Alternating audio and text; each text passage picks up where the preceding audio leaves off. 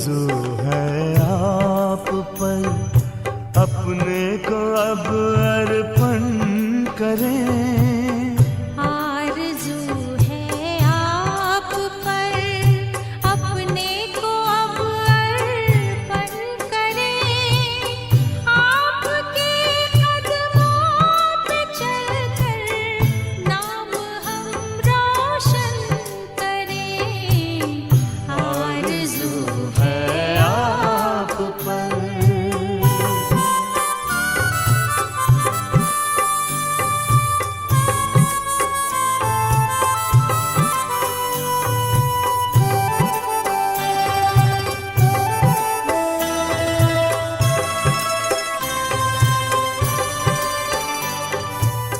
सांस और संकल्प से बस आपके गुणगान हो।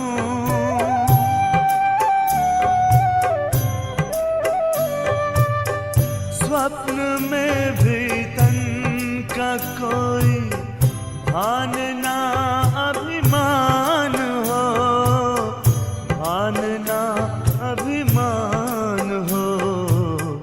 लोकहित का ध्यान हो, कल्याण में चिंतन करें। आपके कदमों पे चलकर नाम हम रोशन करें। आरज़ू है आप पर।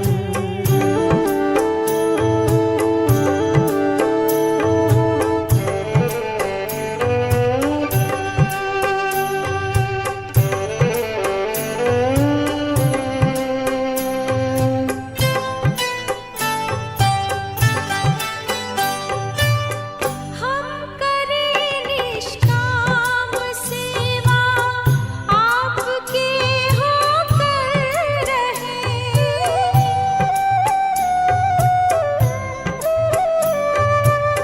मन वचन और कर्म अपने सेवा में तत्पर रहें।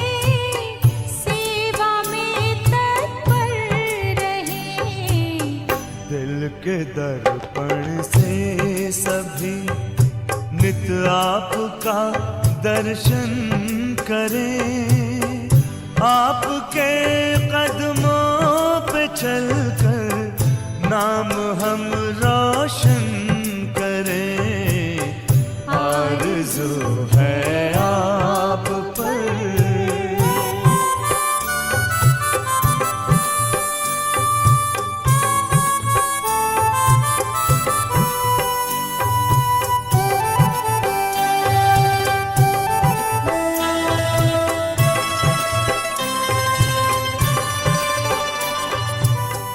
नैनों में हरदम तेरा ही नजारा छाया है।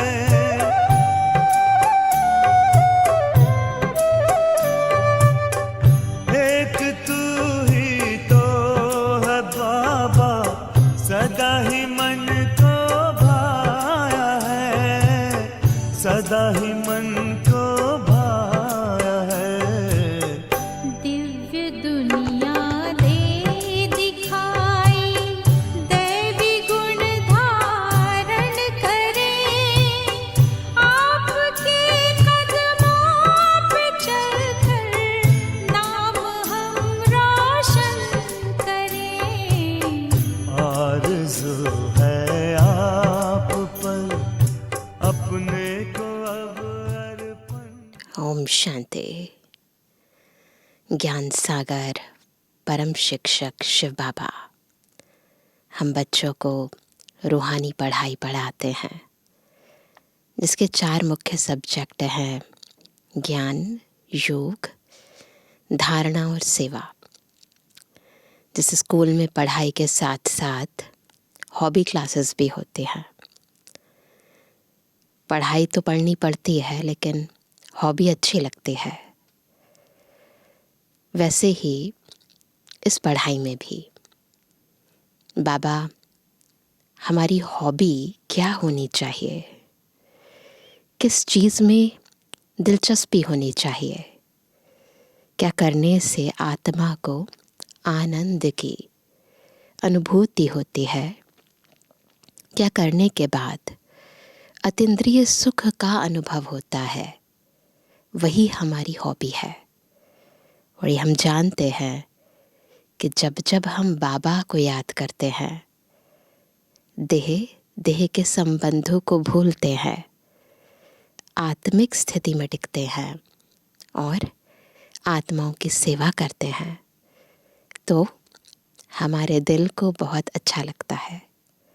तो इसीलिए इस ज्ञान मार्ग में भी बाबा की याद में रहना, ज्ञान सुनाना, वर्णन करना, मनन करना, सेवा करना, यही हमारी हॉबी है। और आज की मुरली इन हॉबीज़ पर ही आधारित है। सुनते हैं प्यारे बाबा के मधुर महावाक्य। आज है 21 अप्रैल 2026। बाबा के महावाक्य हैं, मीठे बच्चे, ज्ञान सागर बाप आए हैं तुम बच्चों के सम्मुख ज्ञान डांस करने। तुम होशियार सर्विसेबल बनो तो ज्ञान की डांस भी अच्छी हो। होशियार है, सर्विसेबल है, तो बाबा के मुख से भी ऐसे ऐसे शब्द निकलते हैं जो सुनकर आत्मा का मन झूमने लगता है। और बाबा भी इंटरेस्ट से नई नई पॉइंट सुनाने लगते हैं। प्रश्न है, संगम युग पर तुम बच्चे अपने में कौन सी हॉबी यानी आदत डालते हो? उत्तर है, याद में रहने की। यही है रूहानी हॉबी। इस हॉबी के साथ साथ तुम्हें दिव्य और अलौकिक कार्य भी करने हैं। तुम हो ब्राह्मण, तुम्हें सबको सच्ची सच्ची कथा ज़रूर सुनानी है। सर्विस की भी तुम बच्चों में हॉबी होनी चाहिए। है सब में ये हॉबीज़? आज का गीत है, धीरज धर मनुआ, तेरे सुख के दिन आए के आए। धीरज धर मनुआ, धीरज धर,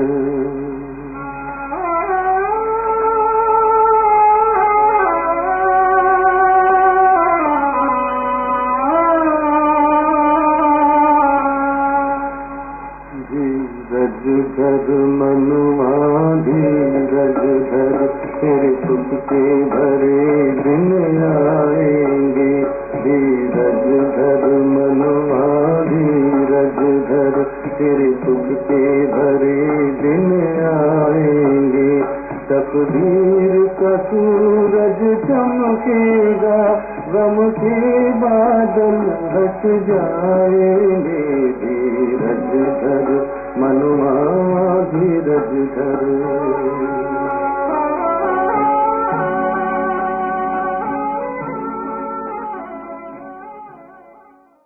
ओम शांति।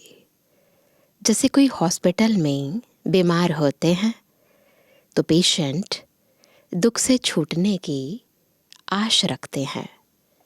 डॉक्टर से पूछते हैं, क्या हाल है, कब यह बीमारी छूटेगी? वह तो सब हैं हद की बातें, यह है बेहद की बात। बाप आकर बच्चों को राय देते हैं। यह तो बच्चे जान चुके हैं कि बरोबर सुख और दुख का खेल है। यूँ तो तुम बच्चों को सतयुग में जाने से भी जास्ती फ़ायदा यहाँ है। क्यों? क्योंकि जानते हो कि इस समय हम ईश्वरीय गोद में हैं। बाकी युगों में ईश्वरीय गोद नहीं मिलेगी। ईश्वरीय औलाद हैं। इस समय हमारी बहुत ऊंच ते ऊंच गुप्त महिमा है। मनुष्य मात्र बाप को शिव, ईश्वर, भगवान भी कहते हैं, परंतु जानते नहीं हैं, बुलाते रहते हैं। ड्रामा अनुसार ही ऐसा हुआ है। ज्ञान और अज्ञान, दिन और रात, गाते भी आते हैं, परंतु तमोप्रधान बुद्धि ऐसे बन गए हैं जो अपने को तमोप्रधान समझते ही नहीं हैं। अगर कोई बीमार हो और अपने को बीमार समझे ही नहीं तो फिर उसका क्या हाल होगा। किसकी तकदीर में बाप का वर्षा हो तब तो बुद्धि में बैठ सके। बच्चे जानते हैं कि हम बिल्कुल ही घोर अंधियारे में थे। अब बाप आया है तो कितना सोझरा मिला है। बाप जो नॉलेज समझाते हैं वह कोई भी वेद, शास्त्र, ग्रंथ आदि में नहीं है। वह भी बाप सिद्ध कर बताते हैं, लॉजिकली हर बात समझाते हैं। बाबा, तुम बच्चों को रचता और रचना के आदि मध्य अंत की रोशनी देता हूँ। रोशनी देना यानी ज्ञान प्रकाश देना। वह फिर प्राय लोप हो जाती है। मेरे बगैर फिर किसको ज्ञान मिल न सके। फिर यह ज्ञान प्राय लोप हो जाता है। बाबा ज्ञान देते हैं, बुद्धि में ज्ञान धारण होता है, इस समय इमर्ज होता है, लेकिन फिर प्राय लोप धीरे धीरे मर्ज होने लग जाता है। होता है आत्मा के अंदर ही, लेकिन प्राय लोप हो जाता है। समझ में आता है कि कलयुग पास्ट हुआ, फिर 5000 वर्ष बाद रिपीट होगा। यह है नई बात, यह तो शास्त्रों में है नहीं। बाप यह नॉलेज सभी को एक जैसी पढ़ाते हैं, परंतु धारणा में नंबरवार है। कोई अच्छे सर्विसेबल बच्चे आते हैं तो बाबा का डांस भी ऐसा चलता है।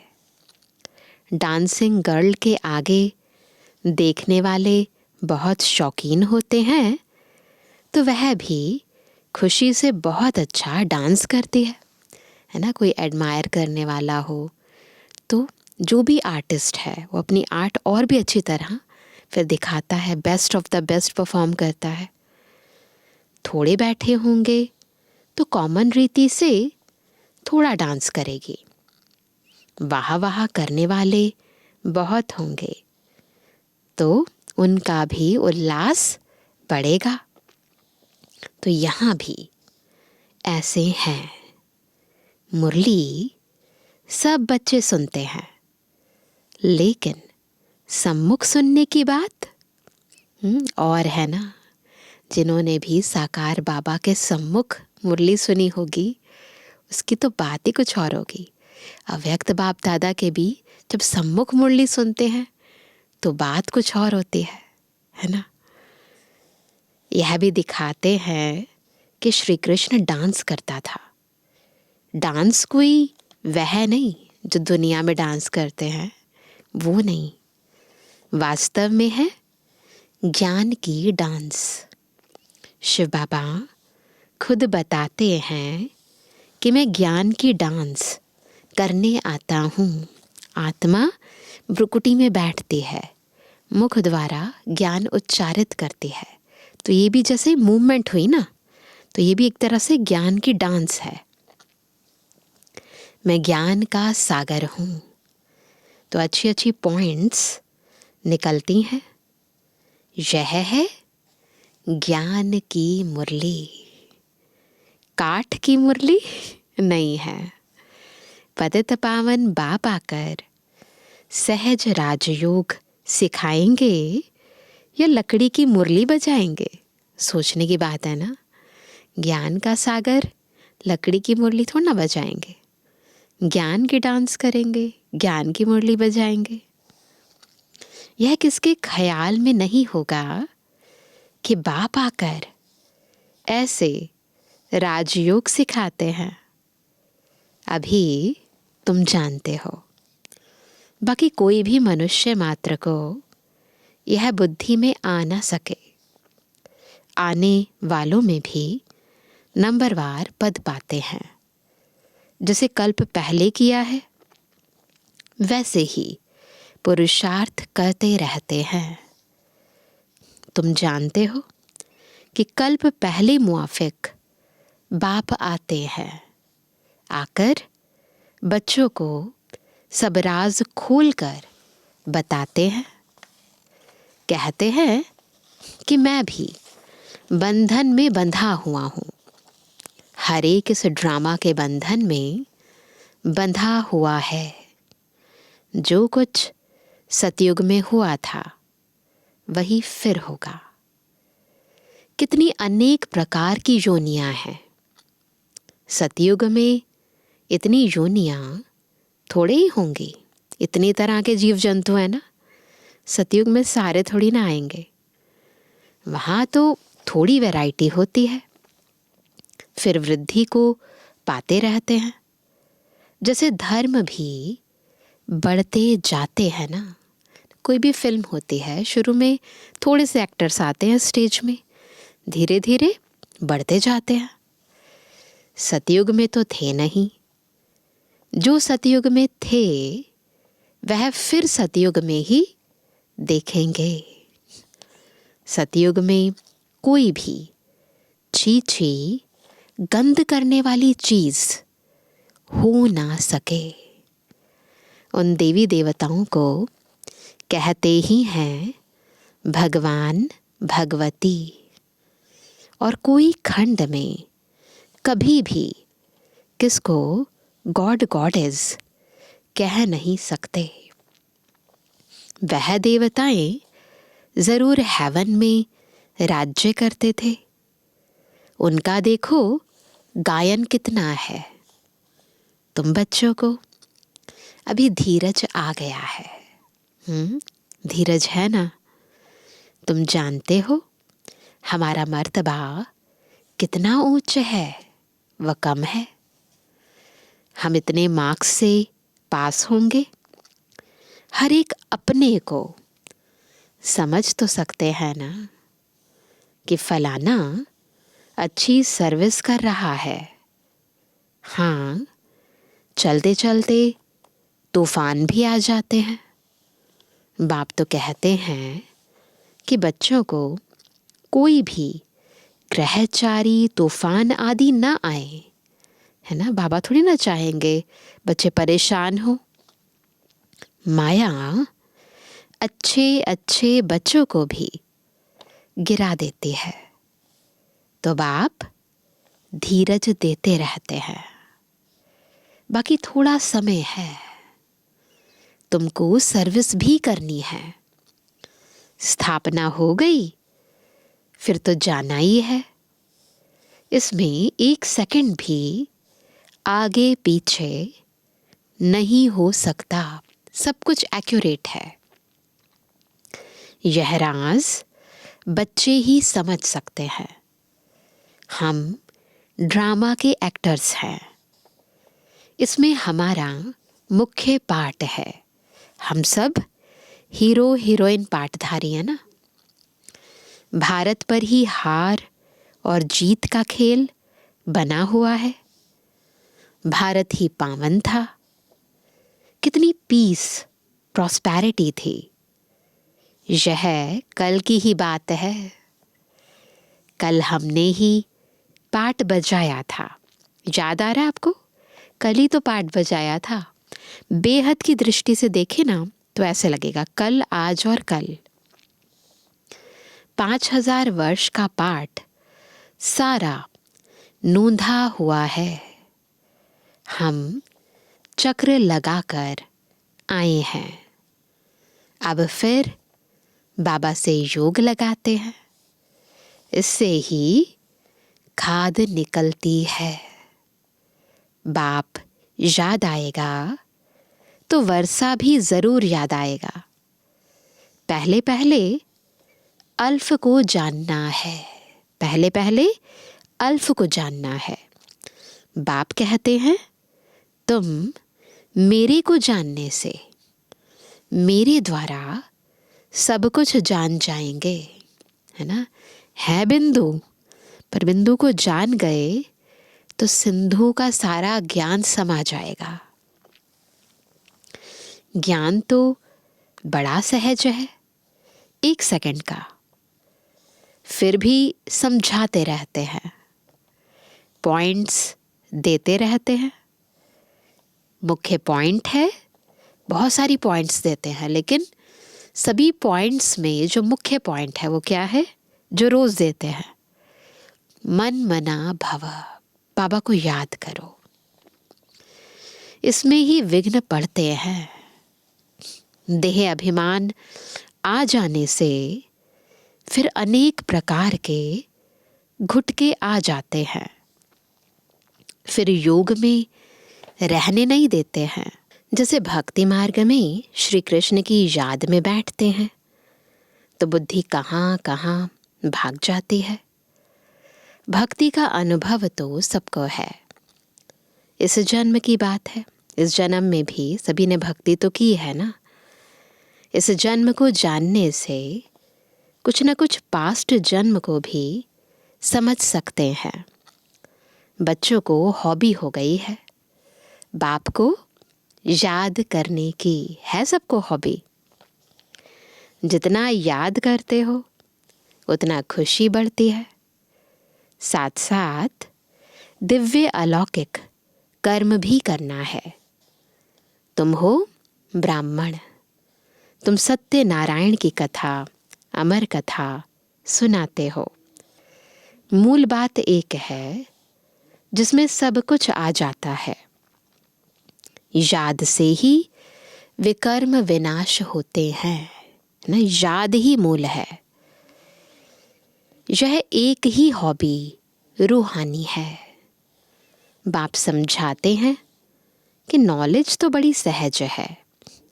कन्याओं का नाम भी गाया हुआ है, अधर कुमारी, कुवारी कन्या। कुवारी का नाम सबसे ज्यादा बाला है ना। देवियों के कितने नाम हैं, उनको कोई बंधन नहीं है। वह पति तो विकारी बना देते, यह बाप तो स्वर्ग में ले जाने के लिए श्रृंगारते हैं, स्वीट सागर में ले जाते हैं। बाप कहते हैं इस पुरानी दुनिया को, पुरानी देह सहित बिल्कुल भूल जाओ। आत्मा कहती है कि हमने तो 84 जन्म पूरे किए हैं, अब फिर हम बाप से पूरा वर्षा लेंगे। हिम्मत रखते हैं, फिर भी माया से लड़ाई तो है। आगे तो यह बाबा है, सबसे आगे ब्रह्मा बाबा। माया के तूफान जास्ती इनके पास आते हैं, बहुत आकर पूछते हैं कि बाबा हमको यह होता है। बाबा बताते हैं कि बच्चे हाँ, यह तूफान तो ज़रूर आएंगे, क्योंकि ब्रह्मा बाबा गुजर चुका होता है ना, तो अनुभव से बताते हैं। पहले तो मेरे पास आते हैं, अंत में सब कर्मातीत अवस्था को पा लेंगे। यह कोई नई बात नहीं है, कल्प पहले भी हुआ था। ड्रामा में पार्ट बजाया, अब फिर वापस घर जाते हैं। बच्चे जानते हैं यह पुरानी दुनिया नर्क है। कहते भी हैं कि यह लक्ष्मी नारायण क्षीर सागर में रहते थे। वो तो दूध का सागर दिखा देते हैं ना चित्रों में। इन्हों के मंदिर कितने अच्छे अच्छे बनाते हैं। पहले पहले मंदिर बनाया होगा तो क्षीर यानी दूध का ही तालाब बनाकर विष्णु की मूर्ति को बिठाया होगा। बहुत अच्छे अच्छे चित्र बनाकर पूजा करते थे। उस समय तो बहुत ही सस्ताई थी। बाबा का सब देखा हुआ है। ब्रह्मा बाबा तो बहुत अनुभवी थे ना। बरोबर यह भारत कितना पवित्र क्षीर का सागर था। ऐसे कोई दूध का सागर नहीं था, पवित्रता थी। दूध घी की जैसे नदियाँ थी। यह तो महिमा दे दी है। ऐसा नहीं था कि नदी से दूध और घी आता था। महिमा है, संपन्नता की निशानी है। स्वर्ग का नाम लेते ही मुख पानी होता है, बहुत खुशी होती है ना। तो बाबा कहते हैं तुम बच्चों को अब ज्ञान का तीसरा नेत्र मिला है, तो बुद्धि से समझ आई है। जैसे ही बाबा ने हमें ये तीसरा नेत्र दिया है ना, बुद्धि में समझ आ गई। थर्ड आई दे दी ना, जैसे तीसरा नेत्र ओपन हो गया, आत्मा जागृत हो गई। बुद्धि जो हमारा तीसरा नेत्र है वो खुल गई, पत्थर से पारस बन गई। तो ज्ञान जो बाबा सुना रहे हैं वो यथार्थ बुद्धि में बैठने लगा, पता चलने लगा क्या सही है क्या गलत है। तो बाबा कहते हैं तुम बच्चों को अब ज्ञान का तीसरा नेत्र मिला है, तो बुद्धि में समझ आई है। बुद्धि चली जाती है अपने घर। 1 सेकंड में बस कहते हैं परम धाम को याद करो, तो बुद्धि चली जाती है घर। फिर स्वर्ग में आएंगे, वहाँ सब कुछ नया ही नया होगा। बाबा श्री नारायण की मूर्ति देख बहुत खुश होता था ना। सुनते हैं ना बाबा की हिस्ट्री तो पता चलता है बाबा कैसे ना श्री नारायण का जो चित्र है वो फोटो अपने पास रखते थे, बहुत प्यार से रखता था। यह नहीं समझता था कि हम ही यह बनूंगा।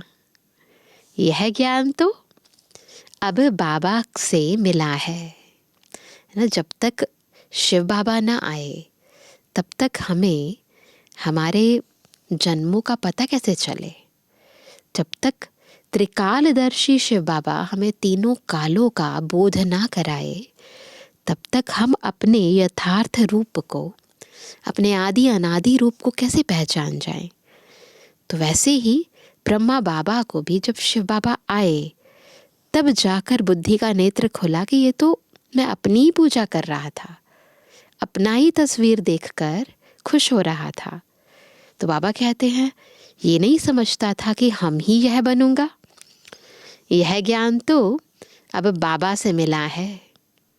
तुमको ब्रह्मांड और सृष्टि चक्र के आदि मध्य अंत का ज्ञान है।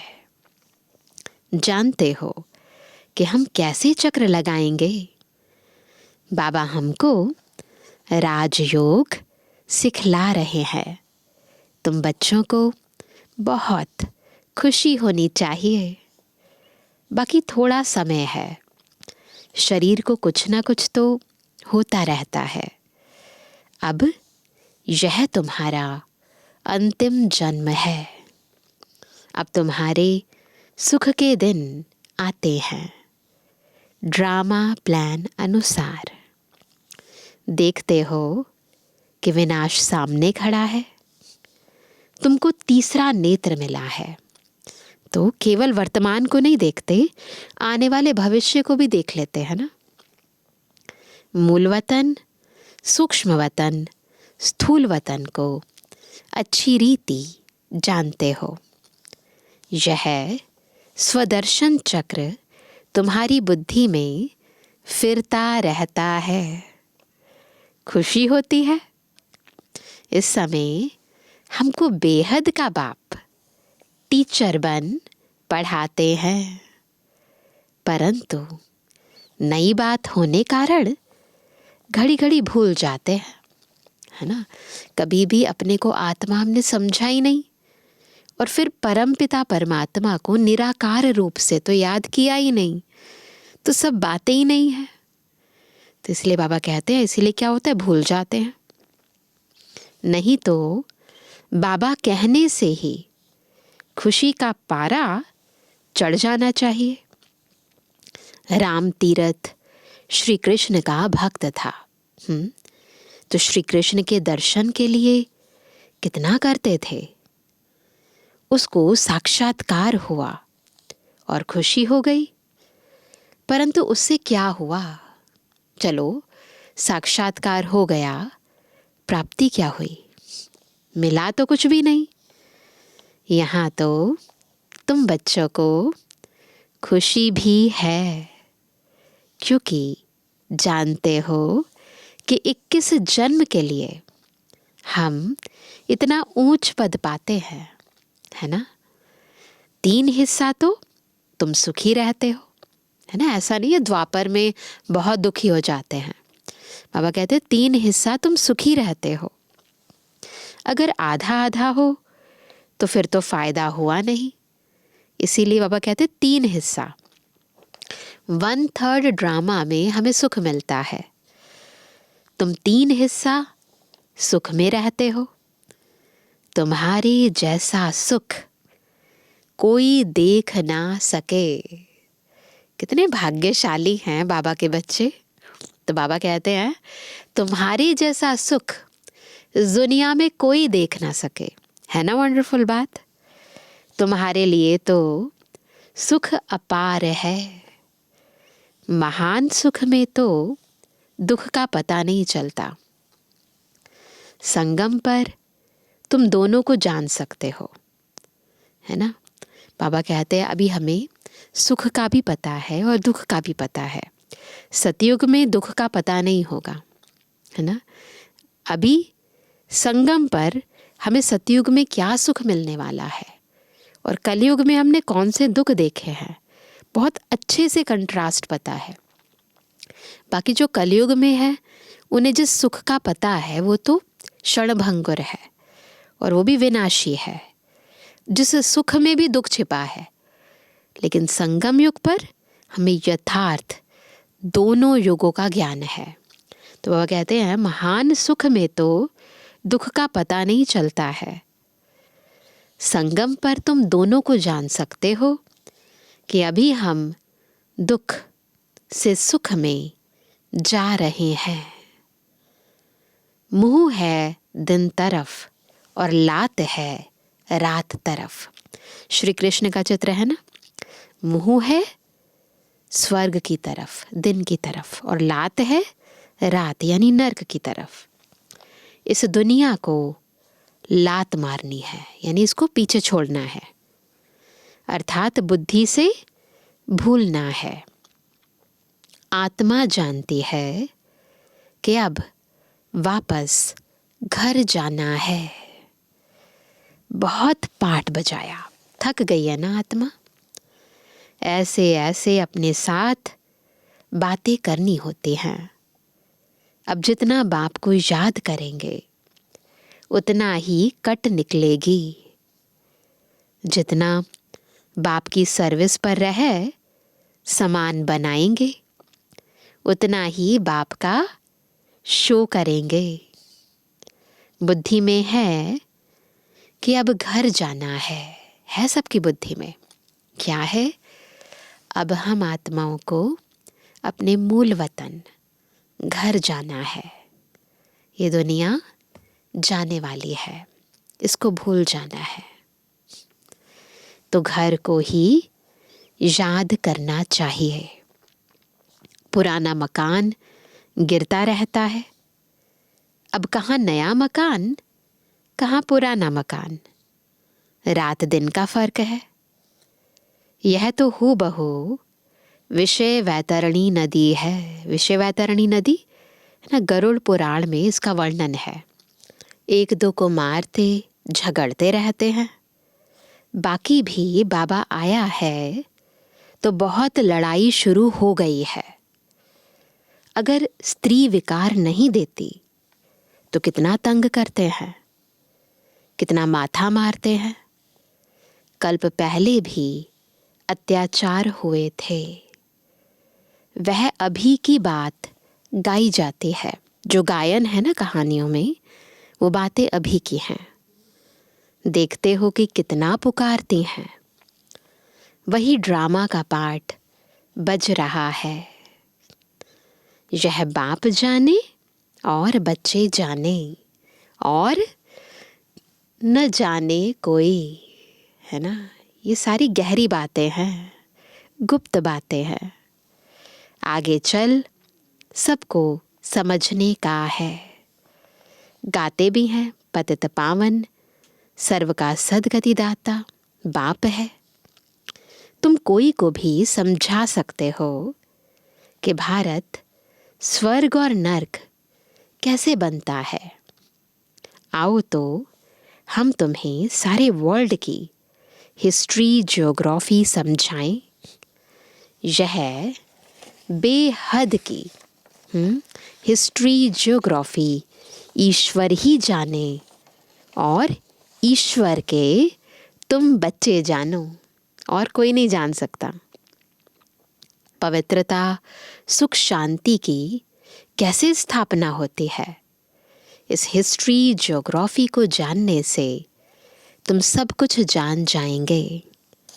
बेहद के बाप से तुम ज़रूर बेहद का ही वर्षा लेंगे। यह आकर समझो।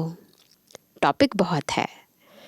तुम बच्चों का तो अब दिमाग ही यानी भरपूर हो गया है। सब कुछ पता चल गया ना। खुशी का कितना पारा चढ़ता है। सारी नॉलेज तुम बच्चों के पास है। नॉलेजफुल बाप से नॉलेज मिल रही है। फिर हम ही जाकर लक्ष्मी नारायण बनेंगे। वहाँ फिर यह नॉलेज कुछ भी नहीं होगी। कितनी गूढ़ बातें समझने की हैं। बच्चे सीढ़ी को अच्छी रीति समझ गए हैं ना। तो यह चक्र 84 का है। अब मनुष्यों को भी क्लियर कर समझाना है। इसको अब स्वर्ग व पावन दुनिया थोड़े ही कहेंगे। अभी तो नहीं कह सकते ना। सतयुग अलग है, कलयुग अलग चीज है। यह चक्र कैसे फिरता है, यह समझाने में सहज है। समझानी अच्छी लगती है, परंतु पुरुषार्थ कर याद की यात्रा में रहें, यह बहुतों से हो नहीं सकता। अच्छा, तुम लकी सितारों पर याद प्यार नंबरवार पूछा करता। रूहानी बच्चों की रूहानी बाप दादा को गुड मॉर्निंग, नमस्ते नमस्ते नमस्ते। धारणा के लिए मुख्य सार पहला, इस पुरानी देह और पुरानी दुनिया को बुद्धि से भूल। दोनों चीज़ें, इस पुरानी देह और दुनिया को बुद्धि से भूल बाप और घर को याद करना है। क्या भूलना है, क्या याद करना है? बुद्धि वही है। सदा इसी खुशी में रहना है कि अभी हमारे सुख के दिन आए कि आए। दूसरा, नॉलेजफुल बाप से जो नॉलेज मिली है उसका सिमरण कर दिमाग को यानी भरपूर रखना है। देह अभिमान में आकर कभी भी किसी प्रकार का घुटका नहीं खाना है। वरदान है सदा एक रस स्थिति के तख्त पर। तख्त कौन सा है? एक रस स्थिति का। सदा एक रस स्थिति के तख्त पर विराजमान रहने वाले बाप दादा के दिल तख्त नशीन भव। बाबा के दिल का तख्त हमें तब मिलेगा जब हम एक रस स्थिति के तख्त पर पहले विराजमान होंगे। सभी से श्रेष्ठ तख्त बाप दादा के दिल तख्त नशीन बनना है। लेकिन इस तख्त पर बैठने के लिए अचल, अडोल, एक रस स्थिति का तख्त चाहिए। कौन सा तख्त? अचल, अडोल, एक रस स्थिति का तख्त चाहिए। अगर इस स्थिति के तख्त पर स्थित नहीं हो पाते तो बाप दादा के दिल रूपी तख्त पर स्थित नहीं हो सकते। इसके लिए अपने भ्रुकुटी के तख्त पर अकाल मूरत बन स्थित हो जाओ। क्या करना है? भ्रुकुटी तख्त पर अकाल मूरत बनकर स्थित हो जाना है। इस तख्त से बार बार डगमग ना हो। कभी सोल कॉन्शियस, कभी बॉडी कॉन्शियस, कभी अपने को आत्मा समझकर कर्म कर रहे हैं, कभी बॉडी समझकर काम कर रहे हैं। तो डगमग नहीं होना चाहिए, ऐसे सदा सोल कॉन्शियस। तो बाप दादा के दिल तख्त पर विराजमान हो सकेंगे। तो यही तरीका है। स्लोगन है, शुभ चिंतन द्वारा नेगेटिव को पॉजिटिव में परिवर्तन करो। नेगेटिव को पॉजिटिव में चेंज करने के लिए क्या करना है? शुभ चिंतन, है ना। आज का अव्यक्त इशारा, महान बनने के लिए मधुरता और नम्रता का गुण धारण करो। ब्रह्मा बाप अपने हर बच्चे के चेहरे पर एक तो सदा रूहानियत की मुस्कुराहट देखना चाहते हैं और दूसरा मुख से सदा मधुर बोल सुनना चाहते हैं। तो कर सकते हैं दोनों चीज़ें। एक शब्द भी मधुरता के बिना नहीं हो, ये अटेंशन।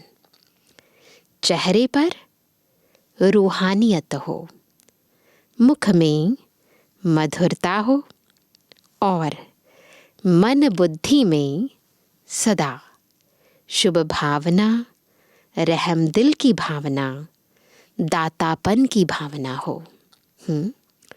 हर कदम में फॉलो फादर हो, यही पालना का रिटर्न दो। तो दे सकते हैं, है ना। मन बुद्धि में शुभ भावना हो, मुख में सदा मधुरता संपन्न बोल हो, चेहरे पर रूहानियत हो, हर कर्म श्रेष्ठ हो, बाबा की याद में हो। तो ऐसे रहेंगे तो बाबा की जो पालना है उसका हम रिटर्न दे सकेंगे। अच्छा, ओम शांति।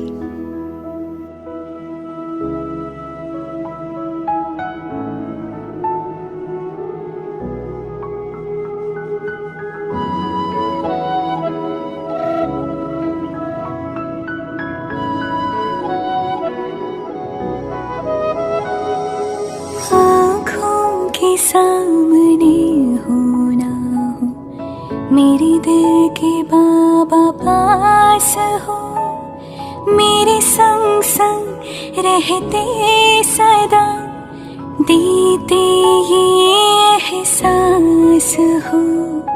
आँखों के सामने हो ना हो, मेरे दिल के बाबा पास हो, के सामने हो ना हो।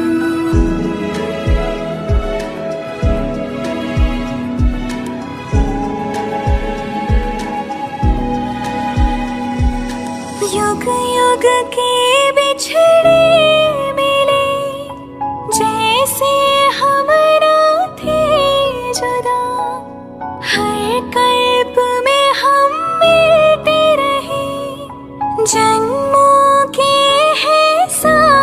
सदा। मेरी धरती हो आकाश हो, मन के तुम विश्वास हो। आँखों के सामने हो ना हो, मेरे दिल के बाबा पास हो, मेरे संग संग रहते सदा, देते ये एहसास हो।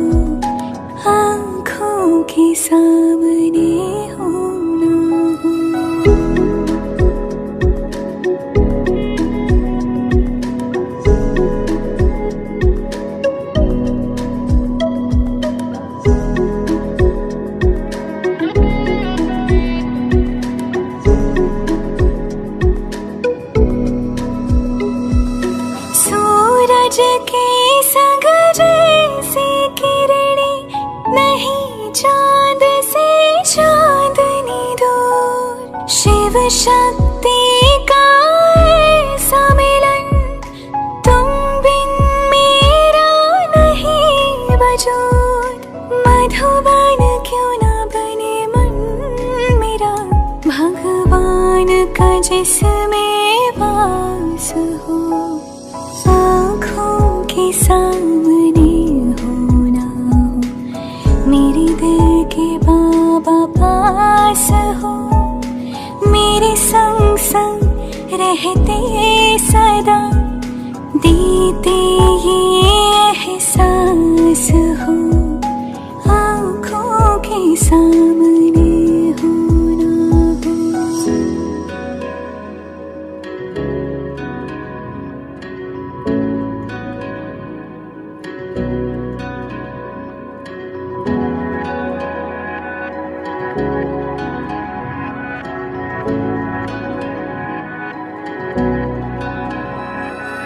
नैनों में समाए हो, दिन रात तुम्हें देखूं मैं। घूमूं मैं तेरा हाथ लिए, बन गोपी संग झूमूं मैं। और जीवन के जमुना तट पर जैसे हो रहा महारास हो। आँखों के सामने हो ना हो, मेरे दिल के बाबा पास हो। मेरे संग संग रहते सदा, देते ये एहसास हो। आँखों के सामने